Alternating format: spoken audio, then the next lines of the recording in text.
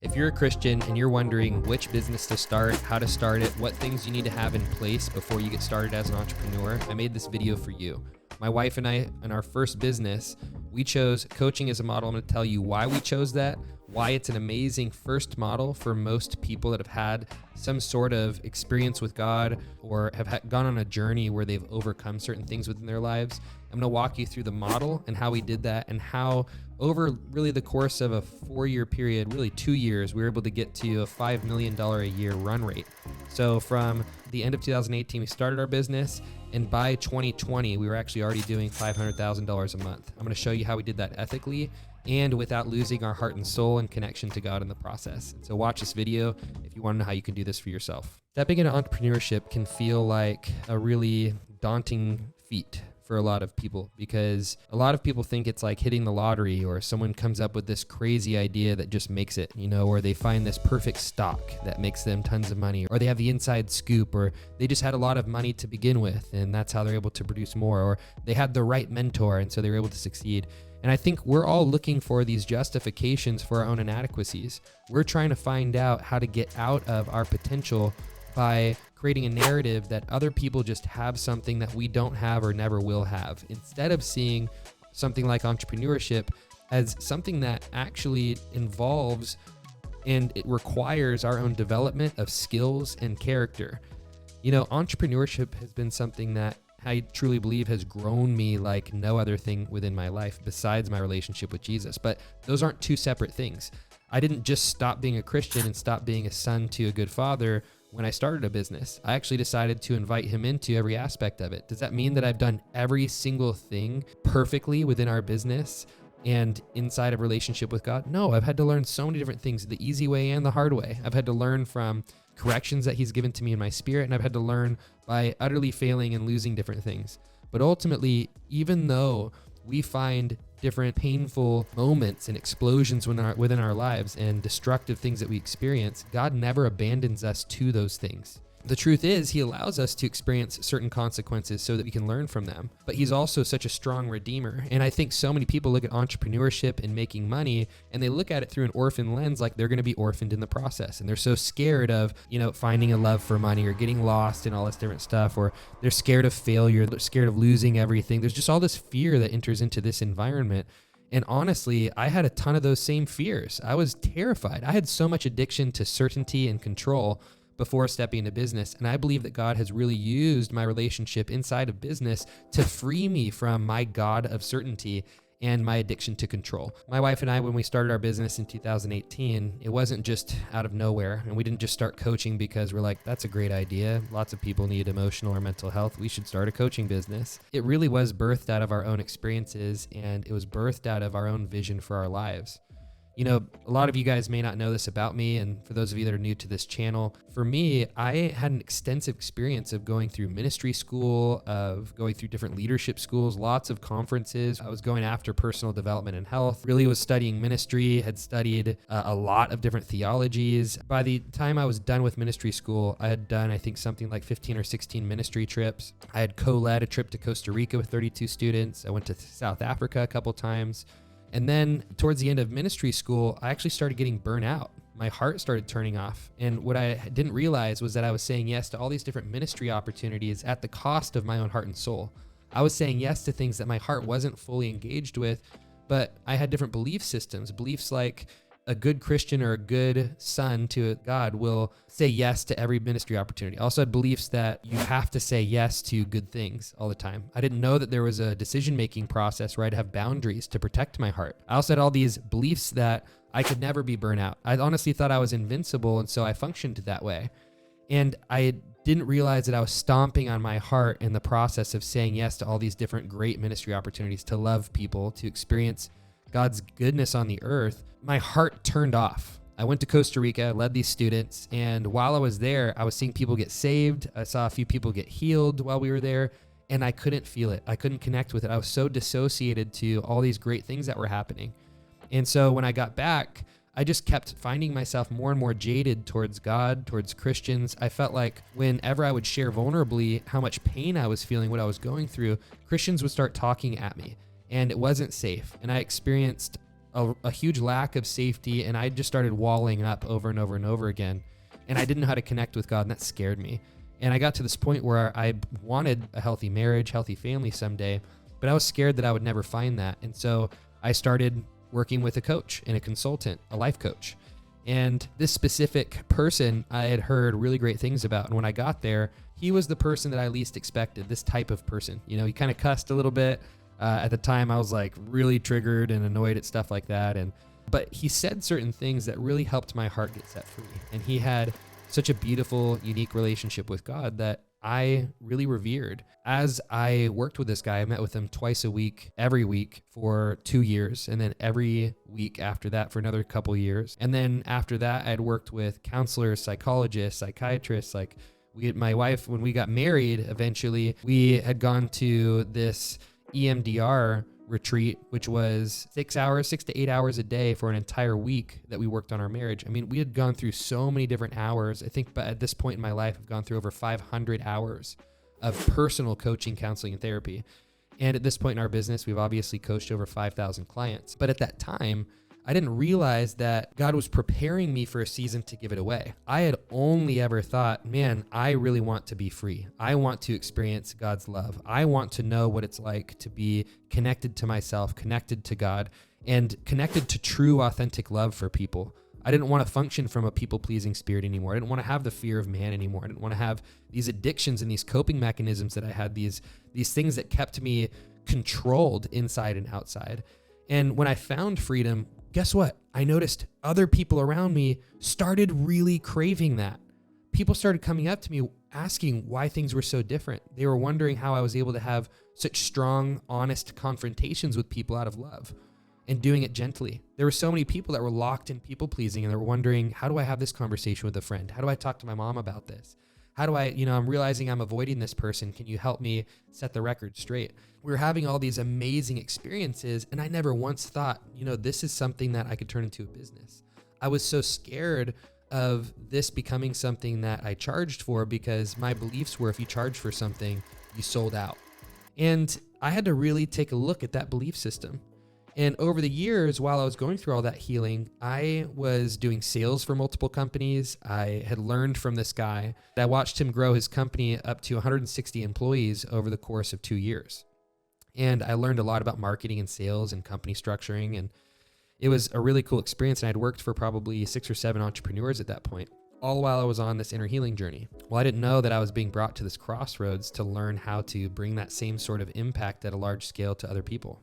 I had never anticipated that entrepreneurship would be the vehicle that God would use in my life to bring this new message that I'd experienced to other people.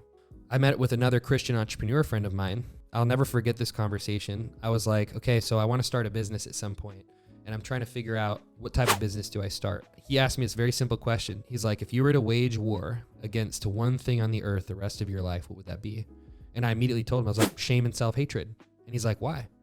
I was like, well, I used to throw up after meals multiple times a week for years and years and years. I had so much self-hatred and had tons of shame around my addiction to pornography that I had.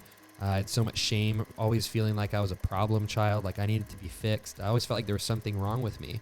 And then I got set free from all those different things through people helping me identify lies that I believed, understanding my past pain, how it contributed to that narrative, and learning how to find God's compassion in the midst of the biggest deficits my heart ever experienced. And he was like, that's the thing you should build a business around. And I was like, shame and self-hatred. Okay, how?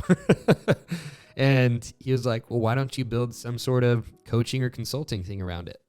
That question, it stuck around for probably 4 years before my wife and I finally decided to do something about it. And it was almost by accident. We were married, and I was working for that same entrepreneur that I was a part of his company when he had grown it to $50 million a year, and was selling consulting, business consulting for him. And my wife was a personal trainer, and she was having all these personal training sessions with people. But then all of a sudden, her clients started coming to her for these emotional health sessions. They basically started coming to her. She had one client that broke down in tears when she basically told him, you hate yourself. She helped walk him through all of this self-hatred and learned how to connect with God's love in a moment. And he's like, I don't want to pay you for just personal training anymore. I want to have sessions like this. And she's like, I could do that. And then she had another meeting with a friend, and she was like, that was the best meeting I've ever had. Here's what happened to my friend. She said her whole life has changed after just that 1 hour meeting. And she's like, it's so cool, all the counseling and the coaching and the time with the Lord that we've spent working through all these different shame, self-hatred, these things that we've worked through. Like, God's brought me to this point. And it was like right in that moment, it was this convergence of all these beliefs and ideas and thoughts that I was like, we need to do this. You need to do this. You need to be in front of people. You need to build a company around this. And I knew that I had to keep working for a bit, but I could help her build this business to start. A lot of people try and start their thing and go all in before it makes sense. You actually need to keep income flowing before it makes sense to quit your job and go all in on a business. It's just necessary. You can either keep your earning potential high and find a job that makes you plenty of money, or keep your needs low.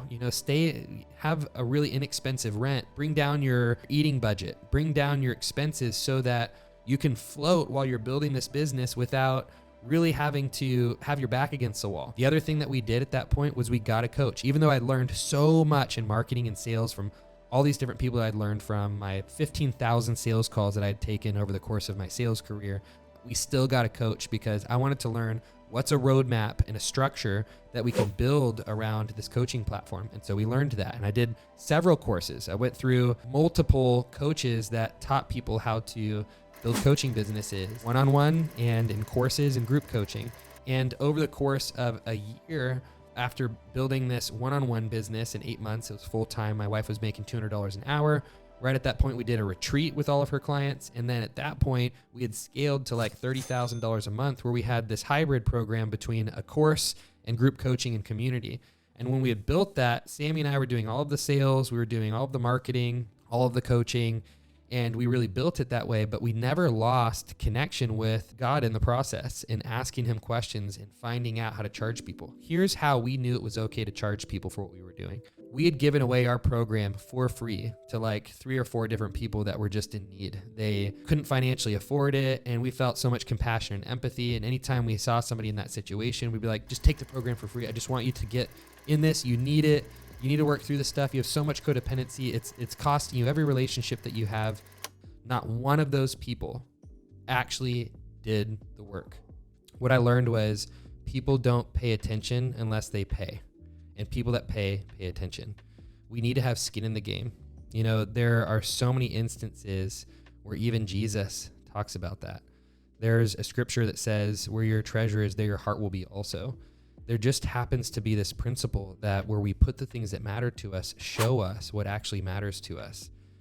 People aren't going to pay time. Time is a resource. And, working on yourself, personal development, all those counseling hours, sessions that I've gone through, working with business coaches, building this business, those are hours. Those are hours that we've spent, hours that I'm never going to get back, time we're never going to get back.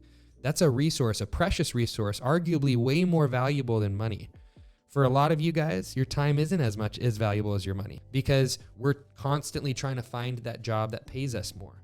But what we don't realize is that we're giving up so much of our time over and over and over again, trying to solve problems and then holding on to our money like it's more valuable. But that's just not true. In this instance, if people aren't willing to pay for something, they're also not willing to pay their time. If they're not willing to pay for something, they're not going to value it. If they don't value it, they're not going to get anything out of it. And that's just what happened. And we noticed that people have to pay to hold themselves accountable. Money became a source of accountability. When I put money on something, I want to make sure that money doesn't go to waste. When I put time into something now, I want to make sure that time doesn't go to waste, that I learn from it, I gain from it. I became way more scared of regretting doing nothing and not making decisions in my life than making decisions that were wrong or bad. I'm not talking about sin. I'm not talking about destroying someone's life. I'm talking about bad decisions when it just comes to, that wasn't wise, or, there was a better way that you could have spent that money. But we wait for these perfect opportunities and these perfect things that we can do before we take action in our lives. And that is not what's made me successful. What's made me successful is constantly moving and growing and learning from the decisions that I've made, good or bad.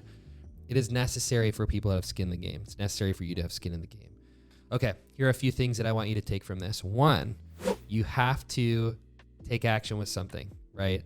If you constantly wait, you constantly just make it a waiting game. I'm going to do this at some point. I'm going to do this at some point. I'm going to do this at some point. Sure, you might gain more skills or resources or something on the way, But at some point, you're still going to have to do something and fail to figure out true data and information about how to do it better next time. You will never get better at soccer by playing basketball, right? You might get better at running. You might get better at just athletics. You might have more ability to go for longer periods of time with running, but you'll never learn that type of ball dribbling. You'll never learn how to kick a goal. You'll never learn how to learn those fundamental soccer plays that are necessary to get good at the sport. Business is just like that. If you go into anything else, you might learn sales, you might learn marketing, you might learn all these different skills in the business world, but ultimately starting your own business is the fastest way to learn business.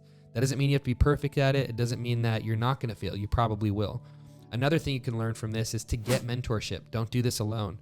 If you do this alone, you're basically saying that you want to go through all of your time, effort, and sacrifice to learn the same lessons and feedback that you could learn from somebody else that's already invested their time, effort, and sacrifice. Will you have to pay most mentors? Yes, but it's well worth it because, again, your time is more valuable than money long term. You'll never be able to get more time back. You can always get more money back. You will never be able to get more time. Time is a constantly appreciating asset as you get older and older. And so as you get older, you realize your time is more and more valuable. But still, a lot of people in their 70s are still giving away 8 hours a day to work because they have to, because retirement, Social Security, all those things are not paying them enough. And most people unfortunately end up there with regret because they didn't say yes to different opportunities that presented themselves. Here's another thing that I want you to learn from this. It is important to live your life with a green light until you get a red versus living your life with a red light until you get a green. Okay, the people that I see that do the most in life, that have the most fulfilling lives, are moving forward. They're doing things. They're functioning within their lives. They're saying yes to stuff until God's saying, hey, I don't want this for you. Hey, I don't want this for you. But I see so many people sitting on their hands going, I'm not going to do anything until God speaks from the heavens. This is what I want you to do. And guess what? They live their life on their hands. That's it. They live sitting down while everybody else is passing them by. When God is saying, I gave you the world to have dominion over it, and I will never leave you nor forsake you, there's a level of responsibility that we have to take ownership over within our lives in order to find success. He wants to trust us as sons and daughters, not as robots under mind control. And that's why the more relationship we do with this loving Savior, the more we become like him. But he does not want robots. Another thing that I want you to take from this is, what are you waging war against in your life? What's something that you want to see end on the earth? It might be different for some of you. For me, I wanted to see shame and self-hatred end on the earth. I wanted to come into contact with people that hated themselves, that had conditional love contracts they made to themselves completely void. I want to see people learn to give love away to others from a full cup, not because they're trying so hard to love everybody else, even though they still feel depleted. I wanted to see a wholehearted generation of Christians come to the forefront and bring the gospel from a very real and full place to the world around them. I want to see people truly live in the gift of their salvation, bring that to the others around them. I don't want to see Christians constantly saying, you should buy what we have, even though it doesn't look good. You know, so many people are selling a gospel that they've never actually tasted themselves. They've never actually let it permeate their own souls. I also want to see people step into entrepreneurship and get free from the traps that we've set ourselves in. Those are things that I'm waging war against. What are you waging war against? If you want to see other topics, let me know in the comments what type of topics you want me to speak on. You're going to see other videos popping up here, but I want to hear from you guys. I'm trying to make this content valuable for you. If we have disagreements, that's okay. Please be respectful if we do. But if there are things that you want me to speak on, things that you want me to comment on, videos you want me to make, and I'm going to make more videos about those things. I'm trying to figure out which content to make, and I really don't know and don't want to assume what you want to hear. I actually want to bring from my life and things that I've learned to benefit you, so I have to hear from you. So comment in the comments below some things that you want me to speak on.